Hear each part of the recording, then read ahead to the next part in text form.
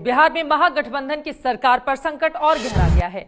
इस वक्त की बड़ी खबर यह है कि नीतीश की पार्टी लालू के बेटे और डिप्टी सीएम तेजस्वी पर इस्तीफे का दबाव बना रही है, लेकिन लालू यादव ने साफ कर दिया है कि तेजस्वी इस्तीफा नहीं देंगे।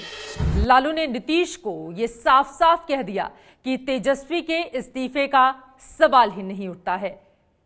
तेजस्वी के इस्तीफे से लालू प्रसाद यादव ने कर दिया है इनकार। आपको बता दें, नीतीश कुमार की पार्टी लगातार दबाव बना रही है कि जिस तरह के आरोप लगे हुए हैं बिहार के डिप्टी सीएम पर, वो इस्तीफा दे दें और खुद वो पहल करें, लेकिन लालू यादव ने तो ये कह दिया इस्तीफे का सवाल ही नहीं।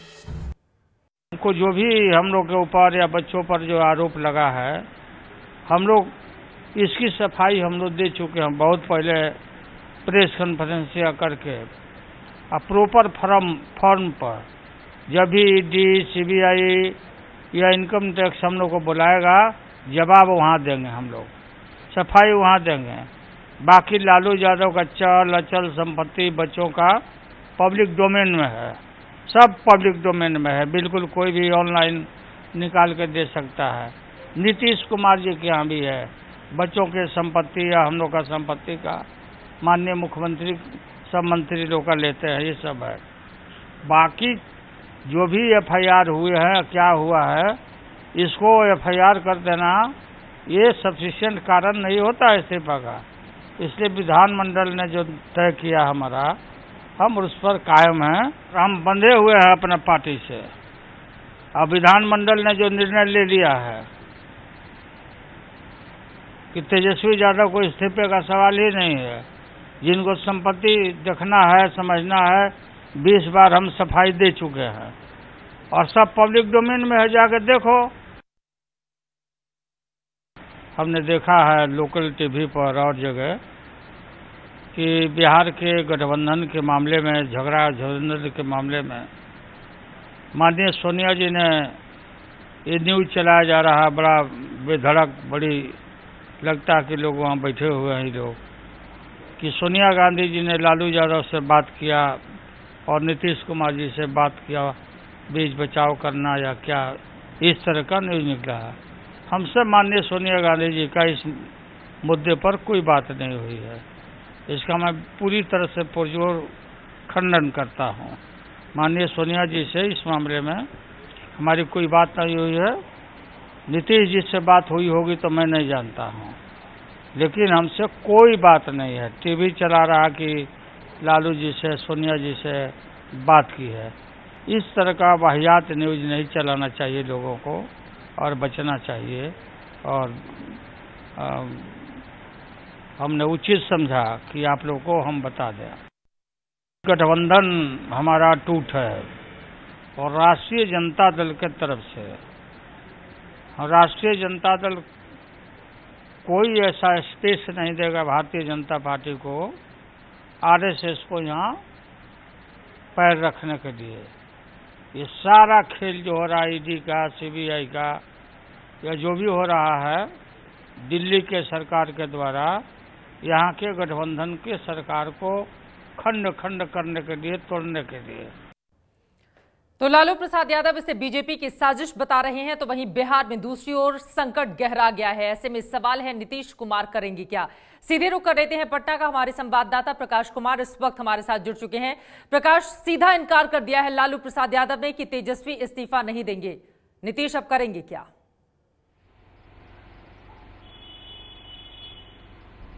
ये बात इस्तीफे तक नहीं है और ना ही तेजस्वी यादव के बर्खास्तगी को लेकर के है।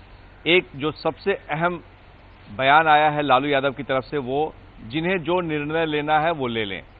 यानी कि पूरी तरह से उन्होंने दो टूक कह दिया है कि महागठबंधन बनाए रखे जाने की जिम्मेदारी लालू यादव की नहीं है, बल्कि अब नीतीश कुमार की है।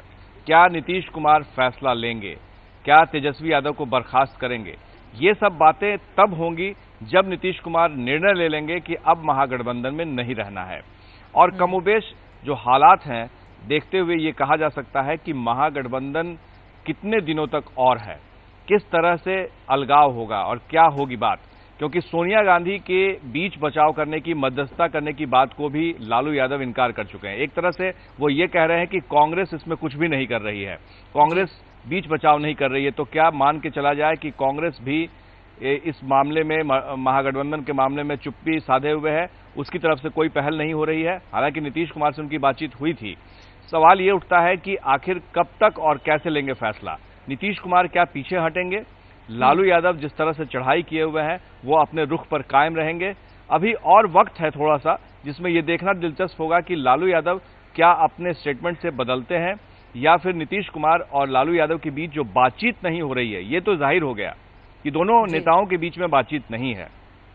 तो कुछ नेता प्रयास जरूर करेंगे कि इन दोनों के बीच में बातचीत हो जाए।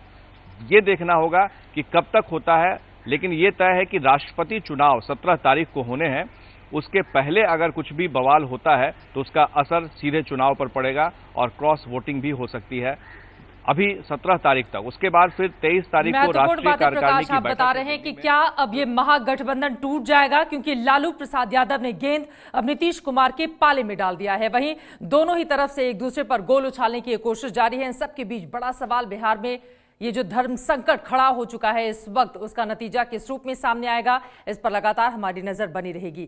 फिलहाल महागठबंधन पर विवाद इसलिए बढ़ गया है क्योंकि कल जेडीयू ने लालू परिवार से संपत्ति का ब्यौरा मांग लिया। जेडीयू की इसी मांग के बाद लालू ने कह दिया कि तेजस्वी इस्तीफा नहीं देंगे। तेजस्वी यादव को इस्तीफे का सवाल ही नहीं है। जिनको संपत्ति देखना है, समझना है, 20 बार हम सफाई दे चुके हैं। लालू यादव के इस बयान से साफ है कि वो जेडीयू की मांग को अब और ज्यादा नहीं सुनने वाली। जेडीयू बिहार के उप मुख्यमंत्री तेजस्वी यादव पर लगे आरोपों पर जनता के सामने सफाई की मांग कर ही रही थी कि कल जेडीयू नेताओं ने लालू यादव से संपत्ति का ब्यौरा सार्वजनिक करने की मांग रख दी। इससे बौखलाए लालू ने जेडीयू नेताओं को इस अंदाज में जवाब दिया। लालू यादव का चल अचल संपत्ति बच्चों का पब्लिक डोमेन में है, सब पब्लिक डोमेन में है, बिल्कुल कोई भी ऑनलाइन निकाल के दे सकता है। नीतीश कुमार जी के यहाँ भी है। कहा जा रहा था कि सोनिया गांधी ने महागठबंधन को बचाने के लिए लालू और नीतीश से फोन पर बातचीत की, लेकिन लालू यादव ने सोनिया से बातचीत के दावे को खारिज कर दिया। हमसे माननीय सोनिया गांधी जी का इस मुद्दे पर कोई बात नहीं हुई है। इसका मैं पूरी तरह से पुरजोर खंडन करता हूँ। कांग्रेस नेता और बिहार के शिक्षा मंत्री अशोक चौधरी कल देर शाम लालू से मिले। हालांकि उन्होंने मुलाकात की वजह राष्ट्रपति चुनाव बताया, लेकिन आरजेडी जेडीयू की कलह में कांग्रेस थर्ड अंपायर की भूमिका में देखने की कोशिश कर रही है।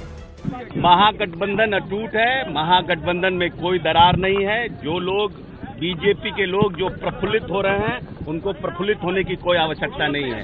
आरजेडी अध्यक्ष लालू प्रसाद के छोटे बेटे तेजस्वी बिहार के डिप्टी सीएम हैं और सीबीआई ने उनके खिलाफ होटलों के लिए जमीन घोटाले में एफआईआर दर्ज की है।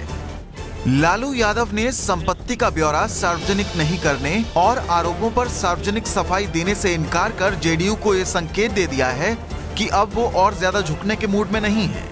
ऐसे में अब महागठबंधन का भविष्य नीतीश के आखिरी फैसले पर निर्भर है। पटना से उत्कर्ष सिंह के साथ प्रकाश कुमार की रिपोर्ट।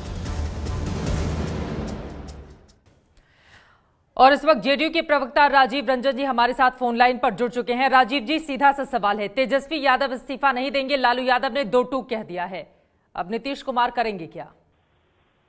देखिए, पार्टी ने अपना स्टैंड जो पहले रखा है उस पर पार्टी पूर्वक कायम है। हमने उनसे जिन सवालों पर एफआईआर हुआ है, जो सवाल भ्रष्टाचार को लेकर के उठे हैं, उन पर उनसे सफाई मांगी है और पार्टी का स्टैंड पूर्वक है। लालू जी गठबंधन के बड़े नेता हैं, गठबंधन के सबसे बड़े दल के राष्ट्रीय अध्यक्ष हैं।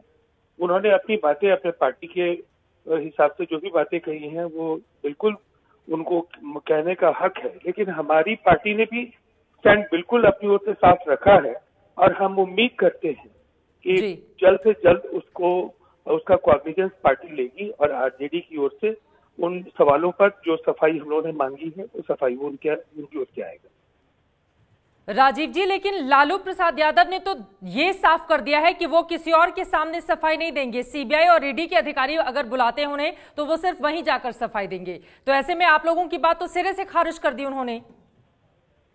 देखिए, अभी उन्होंने जो भी बातें कही हैं, लेकिन हमारी पार्टी की जो हमारी पार्टी का जो ट्रैक रिकॉर्ड है और हमारे लीडर की जो छवि है, हम लोगों ने जो बातें कही हैं वो पूरी पार्टी का जो लीडरशिप था वर्किंग कमेटी में, उनकी भावनाओं के अनुरूप वो पार्टी ने स्टैंड लिया है। और जहां ठीक है। तक एफआईआर का सवाल है, एफआईआर में जो भी आरोप लगे हैं, कहीं न कहीं कुछ तथ्य उनके पास रहे होंगे सीबीआई के पास, उसके आधार पर सीबीआई ने एफआईआर इंस्टीट्यूट किया है।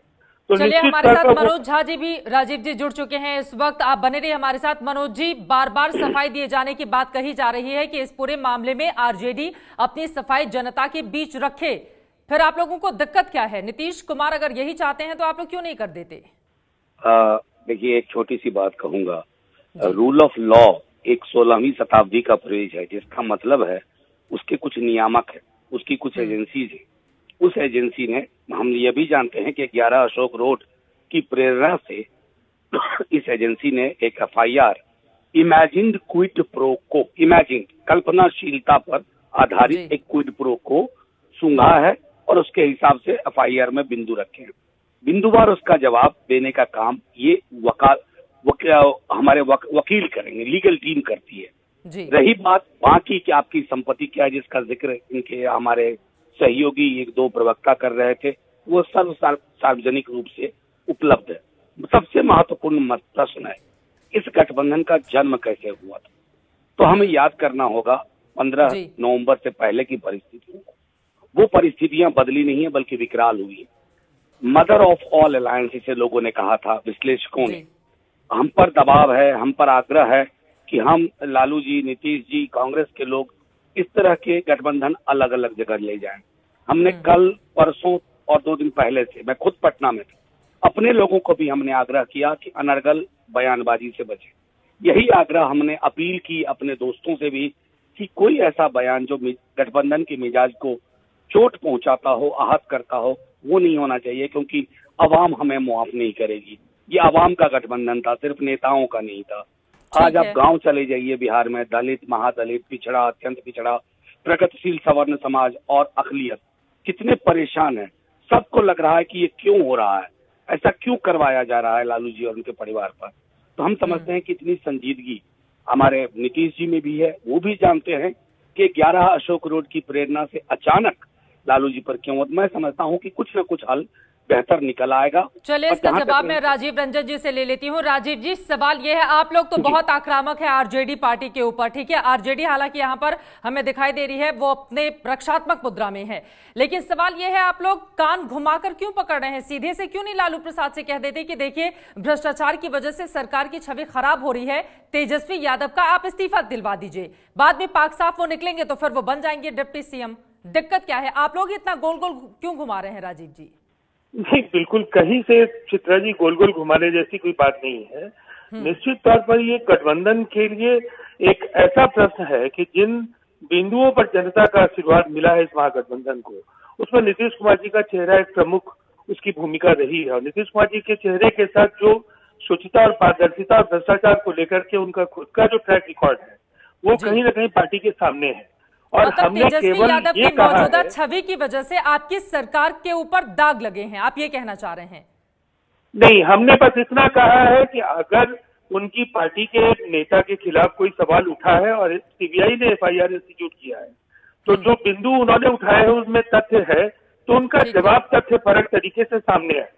अब इसको हर व्यक्ति अपने तरीके से कहता है, लेकिन पार्टी का स्टैंड बिल्कुल साफ है। गठबंधन को आखिरी दम तक बचाए जाने के लिए हम सब कटिबद्ध और संकल्पित है।